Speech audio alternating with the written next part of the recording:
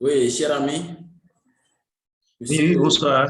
le journaliste, Merci, maître. bonsoir. Bonsoir, maître. Comment vous allez? Je vais bien. Je salue le divin qui est en vous. Merci beaucoup.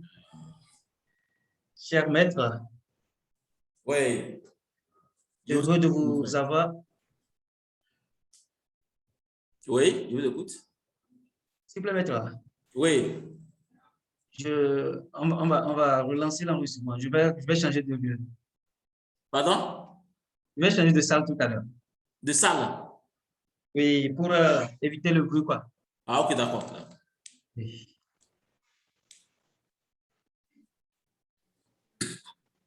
Hmm. C'est une émission spirituelle. Ah, donne-moi la clé. Merci.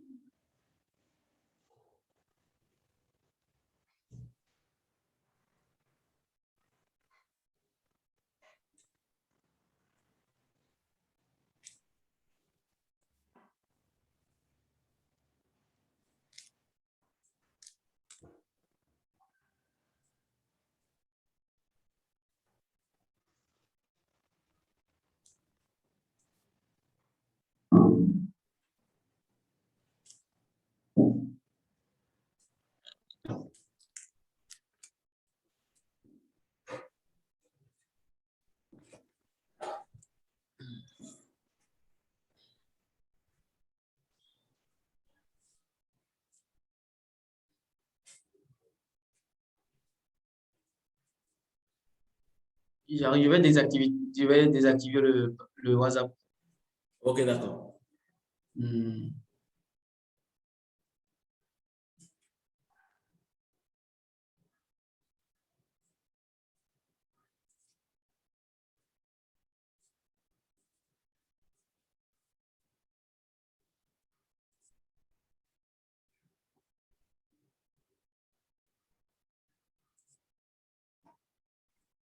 Je vais prendre les questions.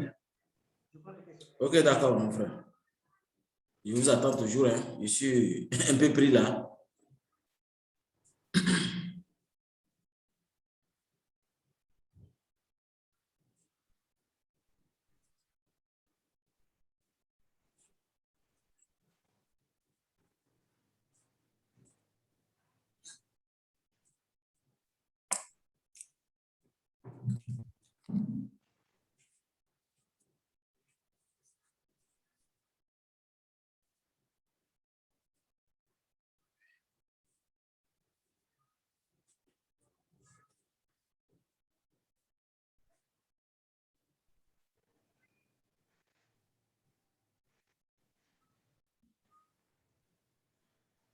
Ok.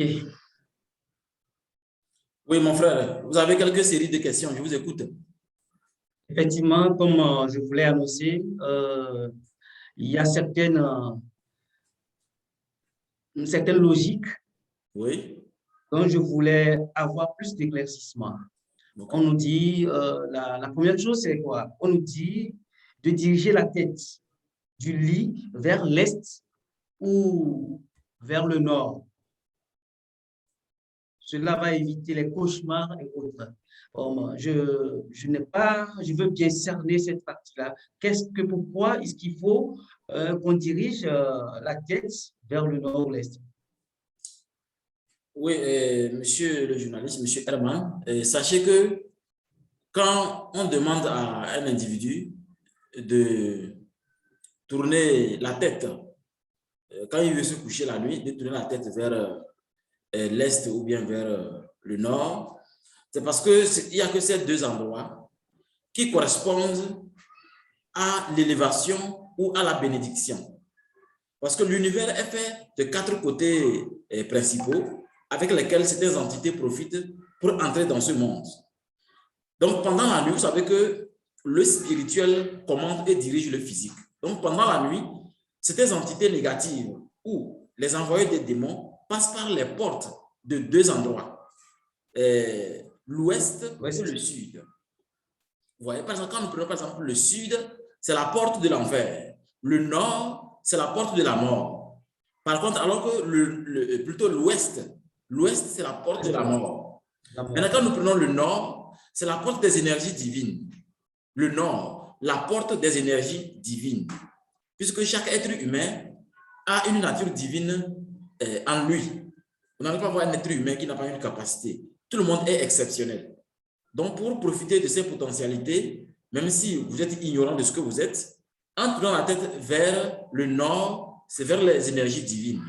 Alors que, par contre, vers l'est, c'est l'élévation spirituelle et l'ouverture de la lumière sur l'obscurité. Vous savez que depuis la nuit des temps, on a toujours fêté la victoire de la lumière sur l'obscurité. Ce que les chrétiens ont transformé en Pâques et l'ascension de Jésus. Normalement, c'est surtout la Noël. Vous voyez, c'est la victoire de la lumière sur l'obscurité. Donc, vous voyez que le nord et l'est correspondent, que nous voulons ou pas, une manière de nous aider à mieux passer une bonne nuit, avoir un bon sommeil. Donc, ce n'est pas bien de tourner la tête vers le sud ou vers l'ouest. Ce n'est pas du tout bien. À moins que vous êtes un grand homme spirituel et que vous voulez exécuter un rituel noir, un rituel négatif. Un rituel négatif. Parce que ce sont des portes à travers lesquelles nous passons pour aller vers certains univers. Donc, je crois que quand vous tournez votre tête pour le sommeil, le nord, même on peut même diviser ça. Toutes les personnes qui sont de l'élément eau peuvent diriger leur tête vers le nord au maximum. Alors, par contre, toutes les personnes qui sont de l'élément air ou l'élément feu et l'élément terre peuvent diriger leur tête vers l'est. Mais quoi qu'il en soit, les deux sont favorables. Mais en tenant compte de vos vibrations, ce que nous appelons l'astronomie, l'astrologie, vous allez voir que en choisissant le nord étant l'élément eau, ça vous aide beaucoup, ou l'élément terre. Alors que l'est, vous être l'élément air ou l'élément feu, ou encore l'élément terre, pour se diriger vers l'est, afin de bénéficier de la magie divine qui est contenue dans les deux grandes portes de ces portes vers d'autres univers. Voilà pourquoi on parle, avant de se coucher, de prendre soin de diriger la tête vers l'est ou le nord. Voilà. Merci beaucoup, Maître Ramsès II. C'est un plaisir, sincèrement, de vous avoir, Maître. Tout ce que vous faites chaque jour ne sait qu'édifier la population et plus encore la jeunesse. Maître, dites-moi, on dit éviter de diriger les pieds vers la douche pour dormir. Éviter de diriger les pieds vers la douche pour dormir. Je peux savoir pourquoi. Oui, parce que, en fait, quand nous prenons la douche ou le WC, ce sont des endroits où on décharge les saletés et les déchets du corps physique, mais pas du corps spirituel. Mais du fait que on entre la plupart du temps plusieurs fois dans la douche et plusieurs fois dans le WC, ça devient un endroit où psychologiquement, on décharge le négatif, on décharge ce qui est sale. Alors que c'est quand une personne décède, quand on veut la faire entrer à la maison, qu'on entre par les pieds parce que c'est un mort. Mais quand vous êtes vivant, on entre par la tête. Donc, être couché, diriger les pieds vers la douche, en fait, c'est une malédiction. C'est une manière d'attirer l'entité supérieure négative appelée Moloch. C'est un démon très négatif qui crée vraiment le chaos dans la vie des gens. Donc, ce n'est pas bien de diriger les pieds vers la douche quand on veut se coucher. Ce n'est pas du tout bien. Maître, Oui. Ici, je veux parler des douches qui sont à l'extérieur plutôt de la chambre. Puisqu'il y a des chambres qui ont à l'extérieur. Donc, de quelle position nous parlons? Oui, je crois que vous avez un problème de connexion. Je n'ai pas bien saisi votre question.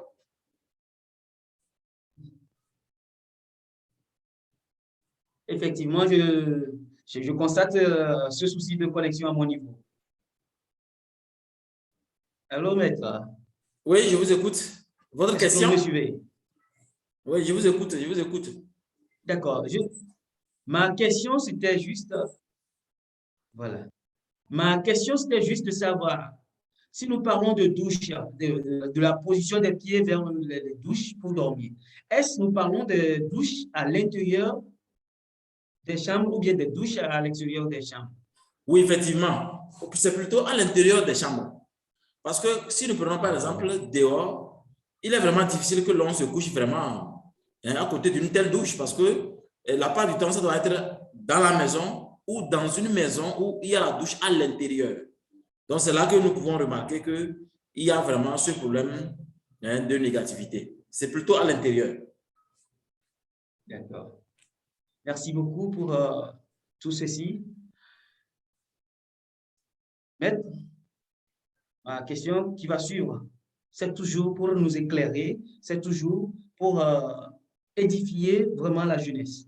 Puisqu'aujourd'hui, la jeunesse est là, elle fait des choses sans savoir quelle est la portée. Dites-moi, on dit souvent, à partir de 18 heures, il faut fermer les fenêtres de la maison car les entités négatives peuvent y entrer. Les entités négatives ne peuvent pas rentrer à des heures avant 18 heures dans la maison d'une personne. Oui, je crois que c'est une excellente question. Vous voyez, quand le soleil se couche, il y a certaines entités qui sont relâchées d'une façon automatique parce que c'est la routine. C'est comme quand le soleil se lève et que nous vaquons à nos occupations. Nous allons au champ, au service, à l'hôpital, au marché, partout, partout. C'est de la même manière, dès que le soleil se couche, le monde spirituel va à ses occupations. Le monde spirituel adore plus la nuit que la journée. Donc, la plupart du temps, de même que les entités négatives peuvent y entrer, même les entités positives aussi peuvent entrer. Mais sauf que il est mieux de se protéger rapidement en espérant qu'une entité négative va passer par la fenêtre et faire du bien. C'est plutôt le mal. Alors, c'est automatique parce que normalement, quand le soleil se couche, il faut obligatoirement descendre le drapeau. C'est très important. C'est un symbole de la lumière. Pour dire que la lumière s'est couchée, il est temps d'allumer la lumière physique pour entretenir le côté spirituel de la maison. C'est pourquoi quand il fait nuit, déjà à partir de 18 heures, il faut fermer les fenêtres. En fermant la fenêtre, c'est un langage pour dire que vous êtes conscient que c'est la lumière qui domine l'obscurité. Mais quand vous ne le faites pas, c'est aussi un langage pour dire que non, la lumière ne domine pas l'obscurité. Vous voyez, donc du coup, vous attirez les enfants de l'obscurité dans votre maison. Voilà pourquoi les entités passent par les fenêtres à partir de 18 heures pour entrer dans la maison et créer vraiment du désordre dans votre subconscient, dans votre esprit. Voilà. Merci beaucoup. Il faut éviter de coucher régulièrement avec différentes femmes ou différents hommes dans sa propre maison et sur son propre lit. Maître? Oui, effectivement. En fait, il y a certaines choses que les gens ne savent pas. La prospérité, la richesse pure à l'état pur. Pour être riche correctement, spirituellement et physiquement, vous devez savoir que c'est une bénédiction ancestrale et donc familiale et donc votre maison, votre lit. Le lit, c'est comme un avion qui permet de voyager dans l'astral, dans le spirituel. Mais si vous, même vous n'avez pas remarqué, même quand on a plusieurs femmes, normalement, nos grands-parents qui avaient plusieurs femmes, c'est plutôt à tour de rôle. À tour de rôle. Et la part du temps même, c'est le monsieur même, lui, il a sa chambre. Mais quand ton tour arrive, il se couche chez toi. Vous n'allez pas venir plusieurs sur son lit. C'est un lit sacré. Sauf si le couple sont des initiés, des magiciens de la magie pure, la magie blanche. Mais si vous ne le savez pas et que vous amenez plusieurs femmes sur votre lit, sachez que chaque rapport sexuel est un contrat spirituel. Chaque rapport sexuel est un contrat spirituel. Parce que dans les énergies qui sont dans l'homme et dans la femme, ces deux énergies sont censées créer la vie. Et ça en crée déjà, nous le voyons. Donc, quand vous amenez plusieurs, chaque femme a une vibration spécifique qui magnétise votre lit, qui change les vibrations de votre lit. Et ça finit par dominer votre aura, votre esprit. Ce qui fait que vous n'êtes plus apte, vous n'êtes plus capable d'être au volant de votre vie spirituelle. Vous n'êtes plus capable d'être le maître de vos émotions. Donc, du coup, Les pensées sont volatiles, c'est-à-dire elles se promènent n'importe comment. Et vous allez voir que quel que soit le projet ou la richesse que vous attendez, vous allez toujours remarquer qu'il y a des échecs. Les échecs sont toujours répétitifs. Donc, je crois qu'il faut faire vraiment attention pour savoir que les rapports sexuels sont des contrats spirituels. Et ce n'est pas conseillé d'amener sur votre ligne conjugale plusieurs femmes parce que, bon, vous êtes le maître de la famille, donc la femme doit obéir. Vous amenez comme vous voulez. C'est une malédiction, c'est une impureté qui va s'imprimer dans votre aura. Et ce n'est pas bien. Merci beaucoup, maître. Nettoyer et libérer la maison des toiles d'araignée pour faciliter les entrées d'argent, car les toiles d'araignée diminuent aussi notre capacité d'intelligence. Est-ce que vous êtes d'avis? Oui, je crois que ce message que vous avez concocté dans vos différents groupes WhatsApp, il y a beaucoup de messages, quand on vous les envoie, les gens ne prennent pas le temps de bien expliquer, pour beaucoup de raisons. Mais moi, je vous les explique parce que c'est des choses apparemment qui devaient être expliquées pour que cette ère du verseau, c'est-à-dire ce que d'autres appellent l'ère du verseur de l'eau, chacun puisse recueillir cette eau-là et ne plus se promener après la pluie pour demander de l'eau à boire. Donc, chacun a droit à cette connaissance-là. Vous voyez, l'araignée est toujours considérée depuis la nuit des temps comme un canal d'envoûtement, un canal pour créer des esprits démoniaques, un canal pour envelopper une chose jusqu'à ce que quand ça pourrit, on mange. Au niveau des sorciers négatifs, bien sûr. Le sorcier négatif, quand il capture une âme, on l'enferme dans un cocon. C'est une araignée qui doit tisser et l'emballer. Jusqu'à ce que quand c'est pourri, maintenant, il mange. Donc, ce qui fait que l'araignée a toujours été utilisée pour bloquer les gens. Par exemple, si vous voulez bloquer quelqu'un, c'est très simple. Il suffit de toucher les toits d'araignée avec certains ingrédients-là. Et facilement, à tout moment, la personne remarque que les araignées, même quand la personne marche dans la rue, en pleine ville, la personne, elle sent que les toits d'araignée barrent le visage. C'est les blocages qui sont dans votre esprit. Des blocages qui n'ont pas encore été exorcisés. Donc, normalement, il faut encore soit jeûner ou s'auto-exorciser ou chercher un expert ou carrément nous recontacter pour qu'on puisse vous aider vraiment à purifier votre aura et à activer vraiment cette chance, cette prospérité qui est en vous. L'araignée est très, très négative. Dans votre maison, dans le dernier bureau, prenez soin. Il faut toujours prendre soin d'enlever les toits d'araignée. D'ailleurs, c'est la preuve que la maison est habitée. Vous voyez que quand on entre dans une maison qui est inhabitée, on peut sentir facilement. Il y a les toits d'araignée partout qui ont occupé la maison comme si ça a eu la maison. Mais dès que l'être humain s'installe avec son intelligence créative, il dégage les toits d'araignée et commence à vivre en harmonie avec l'univers. Donc, si vous laissez les toits d'araignée dans votre maison, c'est aussi un langage pour dire que non, moi, je peux vivre avec les saletés. Moi, je peux vivre avec le diable. Voilà pourquoi j'insiste que l'être humain, que la jeunesse sache qu'il y a certaines choses qu'il faut éviter de faire. Par exemple, faire l'amour dans une chambre pleine de toits d'araignée, je peux vous assurer qu'il sera vraiment très difficile pour vous d'avoir un enfant. Très, très difficile d'avoir un enfant. À moins que vous allez vous exorciser. Donc, je crois que l'araignée n'a pas vraiment un côté positif quand on y remarque. À moins que l'on se connaît. Oui, oui, mon frère. On m'a dit, toute chose exige la propriété de chez soi, du hôtel ou des locaux. Oui, la propriété, vraiment, c'est fondamental. Il faut vraiment que votre maison soit nickel au niveau de toutes ces bestioles-là qui peuvent y entrer, comme si ça a eu la maison, comme gecko, cafard, araignée là. Il faut toujours aimer les dégager. Aussi, un autre vraiment très salopard, c'est la souris. Elle aussi, elle fait beaucoup de dégâts au niveau spirituel. Évitez aussi. Ah bon? Oui, oui. Ils sont très négatifs. C'est aussi un canal pour ronger votre argent spirituellement. Vous voyez? Donc, c'est ces habitants avec vous qu'il faut essayer de dégager. Voilà. Je ne veux pas trop vous retenir, maître. Une dernière question. On nous dit d'éviter donc de demander toujours du sel à nos voisins. Éviter de demander du sel à nos voisins. Ouais. Pourquoi? J'ai l'habitude de dire à mes disciples, c'est-à-dire au Makero, qu'il faut toujours éviter. Il y a ça même au premier obélisque, c'est-à-dire notre papyrus, ce qu'on appelle le document d'initiation. au premier niveau. On appelle ça papyrus. J'ai dit, il faut toujours éviter de vous comporter comme disaient nos frères ivoiriens. Quand il pleut, prenez soin de recueillir de l'eau. Parce qu'après la pluie, si vous vous promenez avec votre calebasse, cherchant de l'eau, ça prouve que c'est une malédiction pour vous. Vous n'êtes pas intelligent. C'est comme une malédiction d'être toujours pauvre. Nous devrions apprendre à garder la richesse divine, la richesse spirituelle. Nous avons tout ce qu'il faut, à condition qu'on se réveille et se rappeler que nous devrions vite tenir les choses pour que ça ne nous tombe pas dessus. Comment se fait-il que une personne, sachant que j'ai déjà quelque chose et il ne l'exploite pas?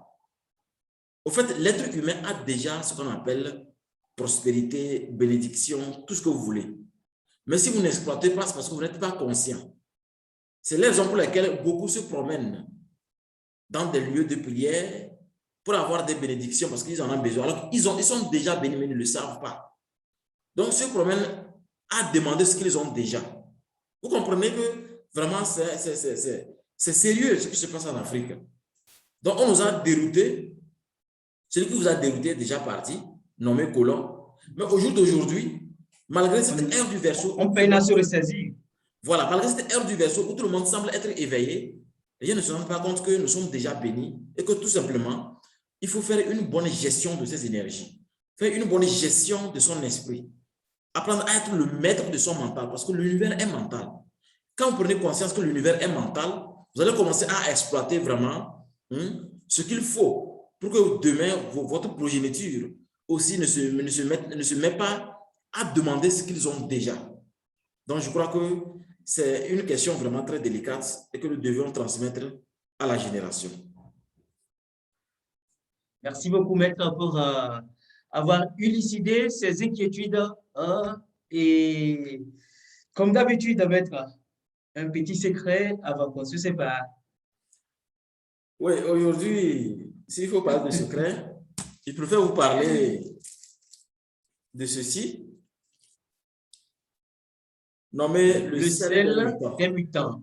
Oui. Voilà. Et lundi, précisément à 19h57, il y a une dame qui m'a appelé disant qu'elle a laissé un colis pour moi et donc d'aller récupérer le colis. Et après, je me rends compte que c'est un sac de maïs parce que c'est un cadeau. Sa fille a passé plusieurs fois le BPC et elle a échoué. Et au début, avant que l'examen arrive, il m'avait demandé, puisque sa première fille, sa grande fille, qui a fait la formation professionnelle à SIFOP, Socodé, l'école de formation professionnelle. Vous connaissez l'école SIFOP? OK. Donc, celle qui a dit, non, il y avait un professeur qui nous a montré quelque chose appelant le sel des mutants. Et que quand elle a utilisé vraiment, elle a senti un changement, une purification, une protection en elle. Donc, de me voir et avoir ce sel spirituel. C'est là que la dame m'a contacté. Et donc, comme c'est un problème d'examen et qu'elle veut réussir, avoir que 1 ou 2, c'est insuffisant. Elle peut au moins se prendre 10 ou 20 pour que l'enfant puisse utiliser pendant et après l'examen. Vous connaissez la femme, elle a pris en même temps 30 paquets. Pourtant, le paquet est à 2000. Elle a pris 30 paquets.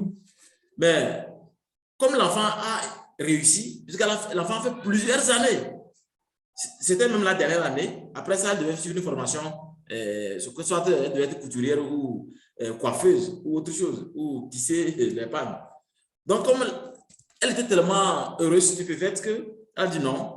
Comme elle est commerçante, elle va me faire un cadeau pour que moi, je me rappelle que je l'ai vraiment aidée. Et elle m'a donné un sac de maïs. Wow. Vous imaginez. Même, je peux même vous donner 10 bols. Dans ce moment où le maïs coûte oui, 650 francs. Ah, presque 1000 francs, ok. Donc, passez après récupérer 10 bols pour vous aussi. Merci beaucoup, maître. Parce qu'il faut partager les cadeaux. Donc, pour dire que le sel des mutants, c'est un sel très, très important. Ça purifie les bureaux. Même sur le sel, il a écrit exorcisme de personnalité, exorcisme de maison. purification des bureaux, purification des personnes malades, dégage les mauvais esprits, réactiver la chance. Ça réactive la chance. Donc, si vous prenez le sel, on peut vous indiquer certains petits rituels à faire avec le sel pour vous permettre de déclencher vraiment votre chance. Parce que les gens ont beaucoup d'opportunités. Mais si ces opportunités ne se présentent pas à eux, c'est tout simplement parce qu'il y a les ondes, il y a des ondes négatives qui vous emballent comme un cocon, comme l'araignée qui emballe sa nourriture, attendant qu'elle absorbe un peu la personne. Donc, avec le sel des mutants, je crois que d'une façon certaine, si beaucoup ont pu trouver une vie magnifique à travers le sel, vous aussi, d'une façon certaine, je suis sûr que grâce au conseil qu'on va vous donner, ce sel vous sera vraiment utile à réussir votre vie. Je vous remercie. Merci beaucoup, maître. Shalom. Shalom. Que les bénédictions divines vous accompagnent toujours et encore. Amen.